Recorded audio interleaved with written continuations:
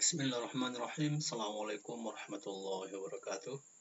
Pada video kali ini kita akan sama-sama membicarakan dan mensepakati beberapa hal dan ketentuan dalam mengikuti perkuliahan ekonometrika oleh Bapak Ihsan MPD, Fakultas Keguruan dan Ilmu Pendidikan Universitas Nahdlatul Ulama Mataram. Pengantar dan atau kontrak perkuliahan. Yang pertama ada identitas mata kuliah. Nama mata kuliah Ekonometrika semester 6 2 SKS. Program studi Pendidikan Ekonomi Fakultas Keguruan dan Ilmu Pendidikan Universitas Nahdlatul Ulama Mataram. Adapun kompetensi mata kuliah yang akan diperoleh mahasiswa setelah mengikuti perkuliahan ini ialah mahasiswa memahami hakikat ekonometrika serta mampu melakukan pengujian analisis hipotesis berdasarkan analisis korelasi dan analisis regresi, baik secara manual ataupun konvensional menggunakan aplikasi Excel maupun dengan menerapkan SPSS for Windows untuk membangun dan mengembangkan persamaan matematis dalam penelitian ekonomi. Untuk distribusi materi, yang pertama pada bagian 1 kita akan membahas pengantar ekonometrika yang terdiri atas pendahuluan, pengertian ekonometrika, ekonometrika sebagai bidang ilmu tersendiri, dan metodologi dalam ekonometrika.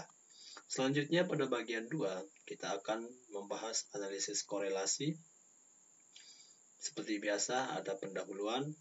Yang kedua, kita akan membahas koefisien korelasi Pearson, korelasi Ring-Sperman, korelasi data kualitatif dan koreksi tes, dan yang terakhir, analisis korelasi dengan menggunakan SPSS for Windows versi 16. Dan selanjutnya pada bagian 3, kita akan membahas inti dari mata kuliah ekonometrika, yaitu analisis regresi. Seperti biasa ada pendahuluan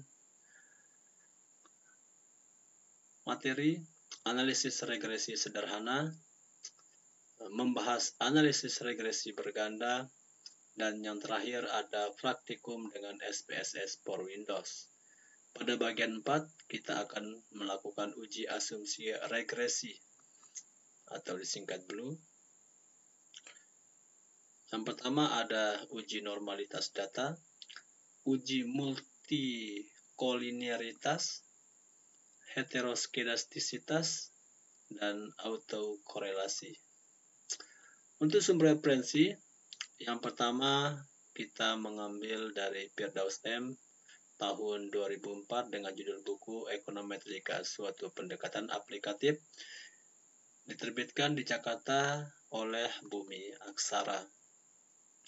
Yang kedua ada Rini Wiha 2012 dengan judul buku Econometric Analysis, diterbitkan oleh Pearson Education in Publishing as Prentice Hall. Yang ketiga ada Gujarati tahun 2004 dengan judul buku Basic Econometric 4th edition oleh The McGraw-Hill Company. Yang keempat ada Kuntoro et al. 2011 dengan judul buku Analisis Data dengan SPSS, diterbitkan di Surabaya oleh Universitas Airlangga Surabaya Press. Yang kelima ada Partino et al. Tahun 2002 dengan judul buku Statistik Inferensial, diterbitkan di Yogyakarta oleh Sapiria Insania Press.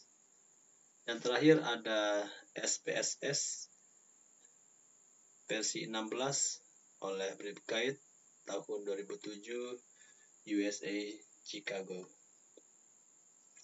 Untuk aktivitas perkuliahan pada masa pandemi COVID-19 saat sekarang ini, aktivitas perkuliahan dilaksanakan secara hibrid, yaitu kombinasi antara pembelajaran secara klasikal atau pertemuan di kelas dan pembelajaran secara daring online dengan menggunakan perangkat komputer dan Android, baik dengan menggunakan video tutorial, YouTube, WA Group, Zoom, dan lain-lain. Hal ini ditujukan untuk menunjang efektivitas perkuliahan ekonometrika. Adapun presentasi penerapan hybrid learning pada mata kuliah ekonometrika ini secara klasikal atau face-to-face atau pertemuan langsung atau bertatapan di dalam kelas itu sebesar 50% dan secara daring atau online sebesar 50%. Adapun pada bagian yang tidak kalah pentingnya dengan hal-hal yang lain yaitu pada sisi penilaian. Adapun dalam penilaian ini perhatian dipusatkan kepada aspek-aspek atau indikator-indikator sebagai berikut. Yang pertama ada kehadiran dengan presentasi 20%, dan selanjutnya ada penugasan sebesar 25%, yaitu melalui diskusi kelompok yang dilakukan dengan membuat video presentasi. Kualitas video yang terbaik akan diupload di channel YouTube dosen pengampu mata kuliah, yaitu dengan channel Ihsan Ihsan. Untuk UTS atau ujian tengah semester dengan presentasi 25% dan untuk ujian akhir semester atau UAS sebesar 30%. Adapun untuk kriteria penilaian ya ada kuantitatif dan ada kualitatif. Untuk kuantitatif dengan rentang nilai 80 sampai 100 yaitu nilai kualitatifnya adalah A, keterangan lulus. Dengan rentang nilai 66 sampai 79 itu dengan nilai kualitatif B, keterangan lulus. Sedangkan untuk 56 sampai 65 itu dengan nilai kualitatif C, keterangan lulus tapi perlu mengulang. Untuk 46 sampai 55 dengan nilai kualitatif D dengan keterangan tidak lulus, wajib mengulang. Begitu juga yang kurang dari atau sama dengan skor 45 dengan nilai kualitatif B, keterangannya tidak lulus dan juga wajib mengulang. Hal ini perlu diperhatikan oleh mahasiswa agar benar-benar mengikuti perkuliahan ekonometrika secara maksimal, baik secara online ataupun secara face-to-face. Sekian dan terima kasih. Sebelum kita akhiri, untuk implementasi dari sistem penilaian yang saya terapkan ini, adik-adik mahasiswa perlu memperhatikan bagaimana melakukan penilaiannya. Hal ini saya lakukan agar mahasiswa benar-benar dapat mengukur efektivitas dan aktivitasnya selama mengikuti perkuliahan ekonometrika. Dan bagi saya, penilaian yang akuntabel dan dapat dipertanggungjawabkan itu adalah hal yang utama.